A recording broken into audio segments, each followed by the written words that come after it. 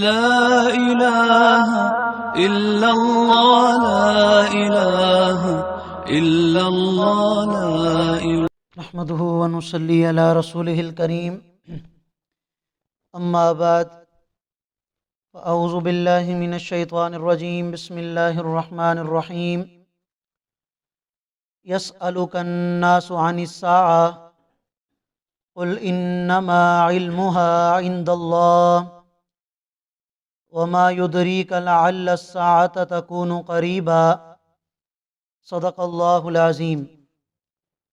سورۃ الاحزاب کی آیت نمبر 63 آپ حضرات کے سامنے تلاوت کی ہے۔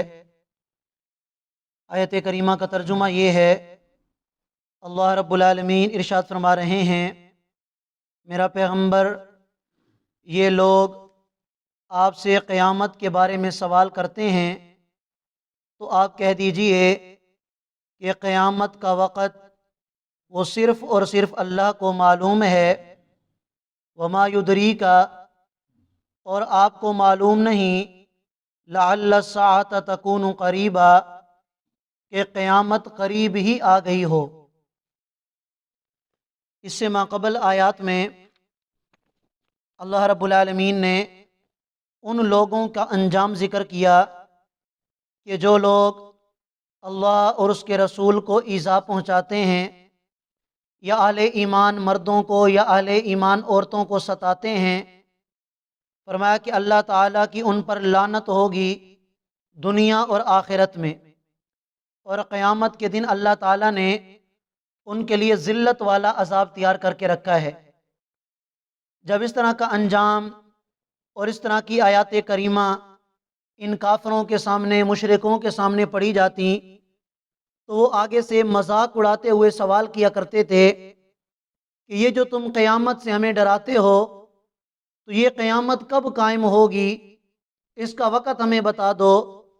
تو نبی کریم صلی اللہ علیہ وسلم سے مختلف مقامات پر یہ سوال کیا جاتا، تو اللہ رب العالمین نے ارشاد فرمایا کہ میرا پیغمبر، آپ جواب میں کہہ دیجئے کہ قیامت کا علم صرف اللہ کی ذات کو ہے۔ الحمدللہ ہر مسلمان کا یہ ایمان ہے کہ ایک وقت آئے گا کہ جب قیامت قائم ہوگی اور یہ ساری کائنات ختم ہو جائے گی۔ اس قیامت کے آنے کا وقت کون سا ہے، کون سے سن میں آئے گی، کون سی تاریخ ہوگی، دن کون سا ہوگا، اس کی حقیقت سے صرف اور صرف اللہ کی ذات واقف ہے۔ اللہ تعالیٰ نے یہ علم کسی کو بھی عطا نہیں فرمایا۔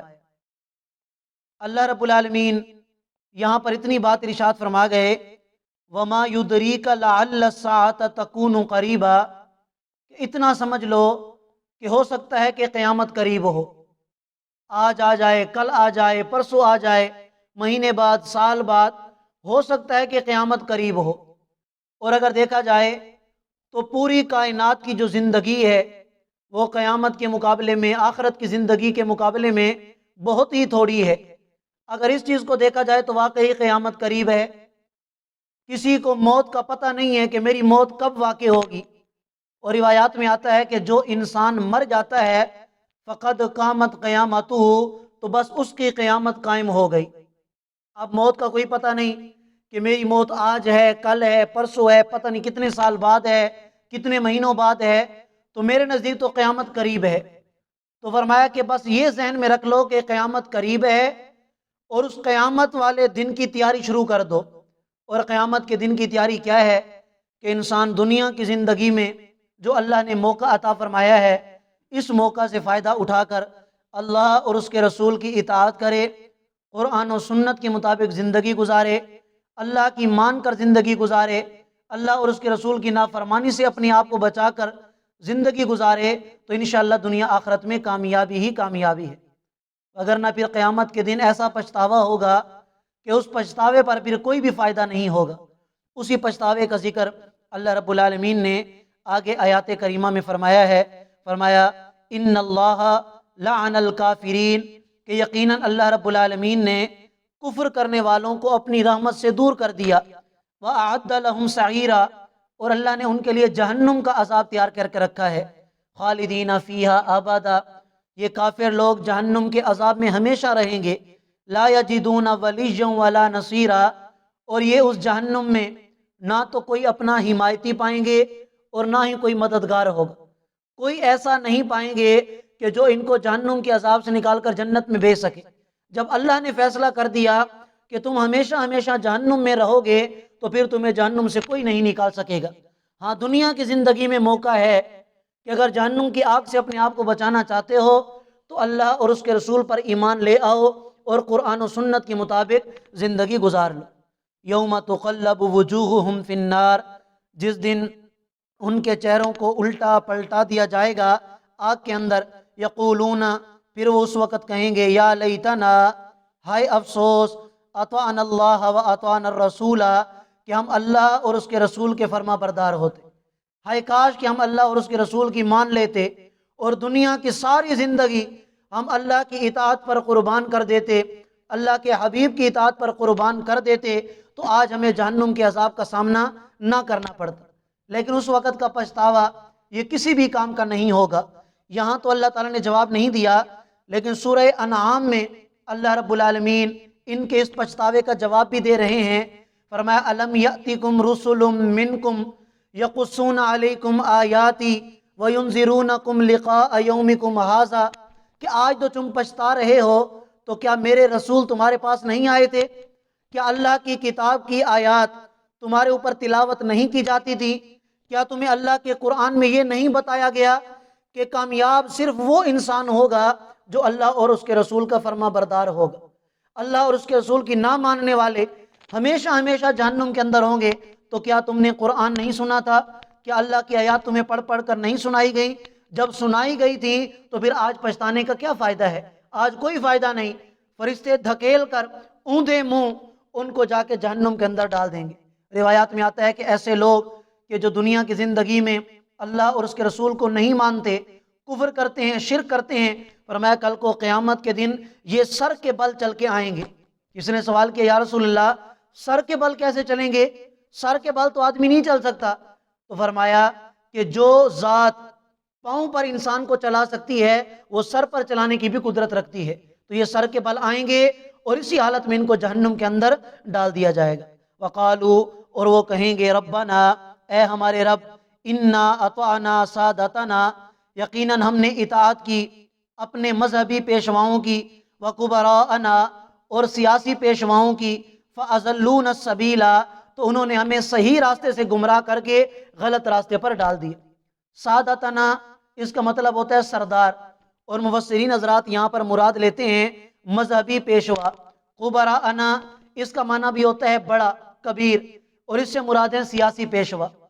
امام مجاہد رحمۃ اللہ علیہ جو بڑے پائے کے بزرگ گزرے ہیں اور مفسر قرآن گزرے ہیں، انہوں نے اپنی تفاسیر میں لکھا ہے کہ دین کا نقشہ بگاڑنے والی 3 قوتیں ہیں۔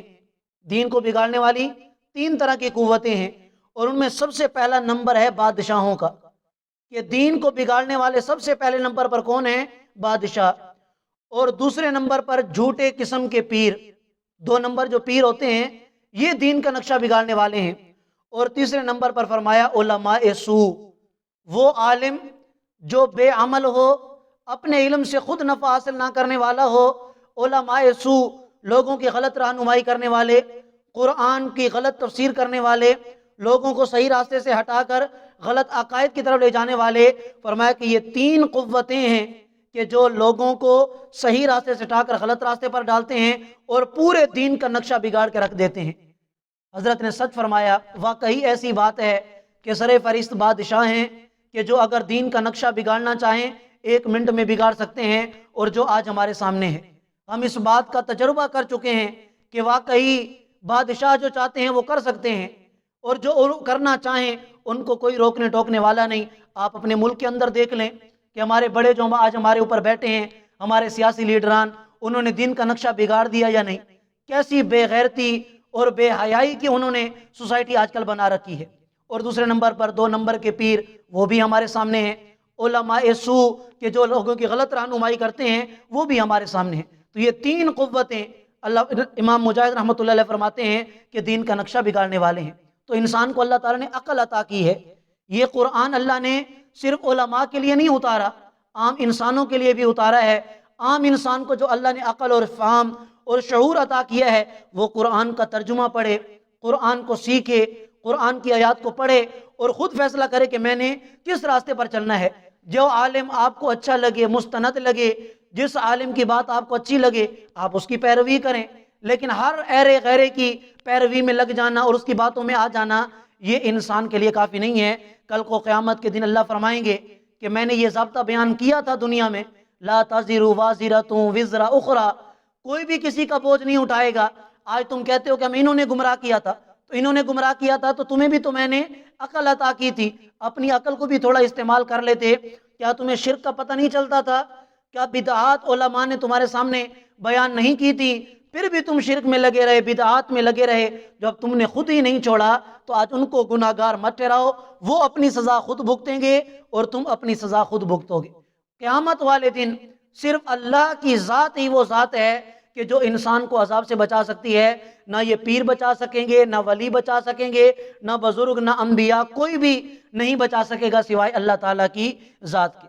تو فرمایا ربنا، اے ہمارے رب، آتہم ضعفین من العذاب، انہوں نے ہمیں گمراہ کیا تھا، آپ انہیں دگنا عذاب دیں، ولعنہم لعنا کبیرا، اور ان پر بڑے پیمانے پر لعنت کیجیے۔ لیکن میں نے شروع میں یہ بات عرض کی کہ آج اللہ تعالیٰ نے دنیا کی زندگی میں ہمیں موقع عطا فرمایا ہے، قرآن ہمارے سامنے ہے، حضور کی سیرت ہمارے سامنے ہے، صحابہ کی زندگیاں ہمارے سامنے ہیں۔ اگر ہم خود ان کا مطالعہ کریں اور کسی عالم سے اپنے ساتھ ساتھ اس کی وضاحت طلب کرتے رہیں، کوئی بات سمجھ میں نہ آئے اس کے بارے میں پوچھتے رہیں، تو انشاءاللہ ہم خود اپنے آپ کو صحیح راستے پر ڈال سکتے ہیں اور اللہ کی نظروں میں اپنے آپ کو کامیاب بنا سکتے ہیں۔ اللہ ہم سب کو عمل کرنے کی توفیق عطا فرمائے۔ جزاکم اللہ۔